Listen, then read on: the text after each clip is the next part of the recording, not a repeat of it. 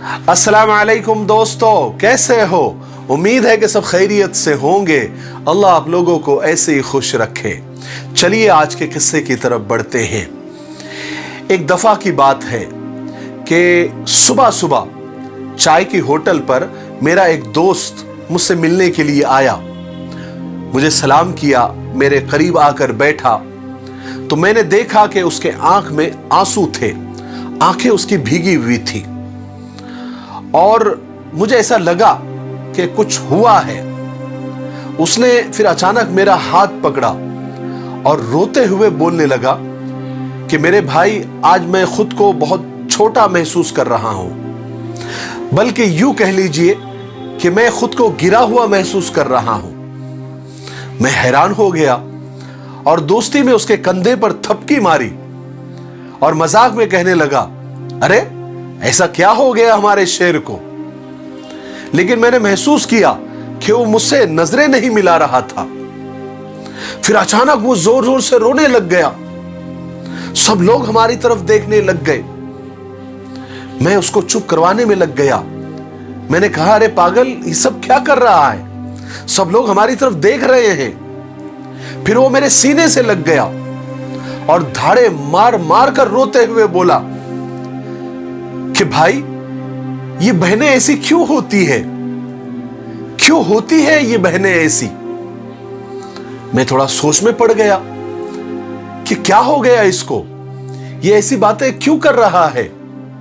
मैंने उससे पूछा भी कि तुम ऐसे क्यों बोल रहे हो? वो रोते हुए कहने लगा कि मेरी बहन की शादी को 6 साल हो गए हैं, मैं कभी भी उसके घर नहीं गया।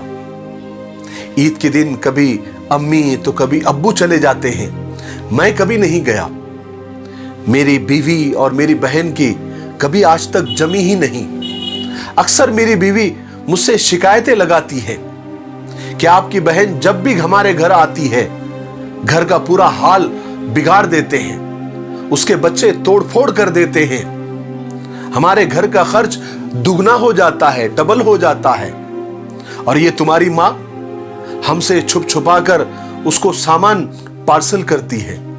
कभी साबुन की टिकिया दे देती है, कभी सर्फ के डब्बे दे देती है, तो कभी चावल का थैला भर के दे देती है। अपनी अम्मा से बोलो कि ये हमारा घर है, कोई खैरात सेंटर नहीं, यहां हम कोई चैरिटी करने के लिए नहीं बैठे हैं।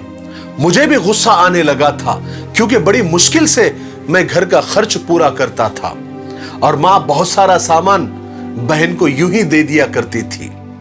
एक दिन हुआ यह कि मेरी बहन मेरे घर आई हुई थी और उसके बेटे ने टीवी का रिमोट तोड़ दिया। मैंने गुस्से से मां से कहा कि मां, बहन को बोल दो कि यहां पर सिर्फ ईद के दिन ही आया करे, उसके अलावा नहीं।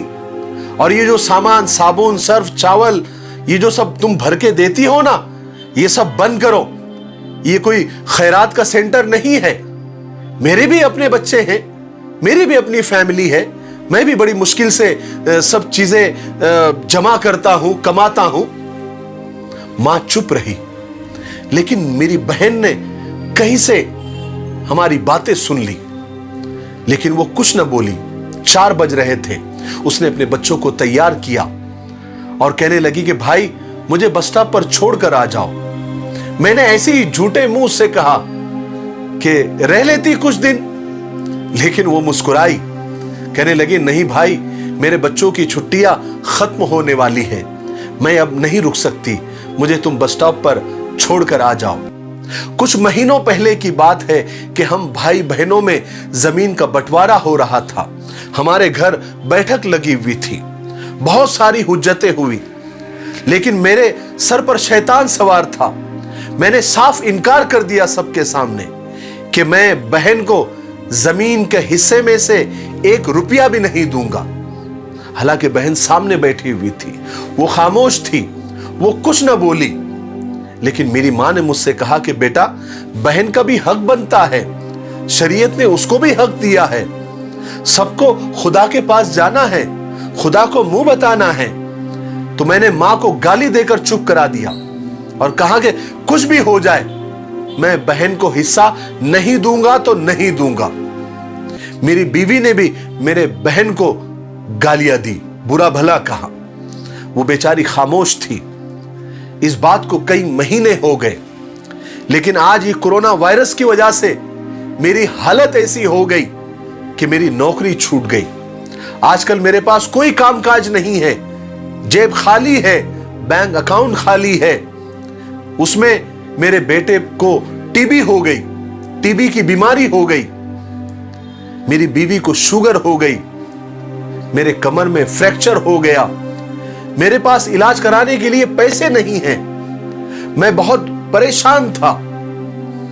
मुझ पर 2 लाख रुपए का कर्ज भी हो गया था और ईद भी अनकरीब आने वाली थी। मैं कमरे में अकेला बैठा हुआ था। शायद मैं रो रहा था, अपने हालात पर रो रहा था, अपने आप पर रो रहा था। इतने में घर की बेल बजी।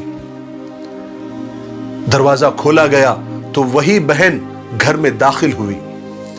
मैंने दिल में कहा, आ गई मनहूस, इसको यही वक्त मिला आने के लिए।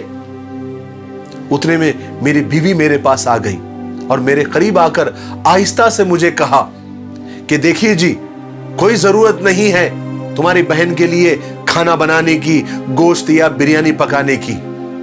मैं कुछ करने वाली नहीं हूं, उसको जल्दी से बात करो और रवाना कर दो।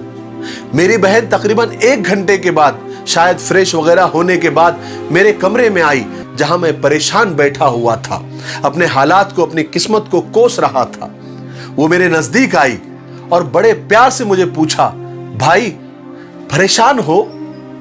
मैं मुस्कुराया नहीं तो मेरी बहन मेरे करीब आई, मेरे सर पर हाथ फेरा और मुझसे कहने लगी, मैं बड़ी बहन हूं तुम्हारी, तुम मेरे गोद में खेले हो, थोड़े से बड़े लगते हो तो क्या हुआ।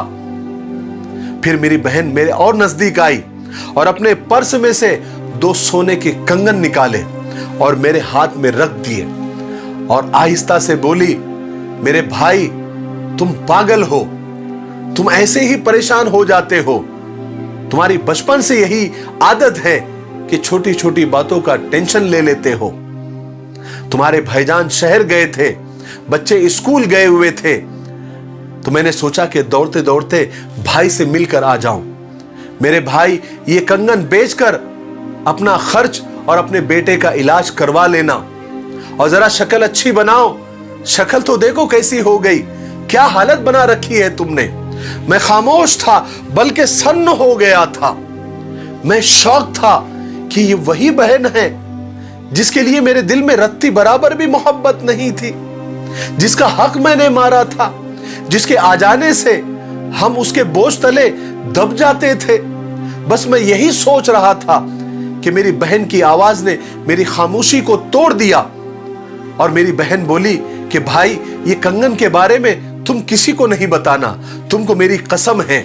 और उसने मेरे माथे पर बोसा दिया और 1000 रुपए, जो 100-100, 50-50 के नोट थे, उसकी जमा पूंजी थी, वो मेरे जेब में डालकर मुझसे कहा कि भाई, बच्चों के लिए आज गोश्त लेकर आना और घर में कुछ अच्छा बना देना, और जब तक मैं जिंदा हूं परेशान मत होना।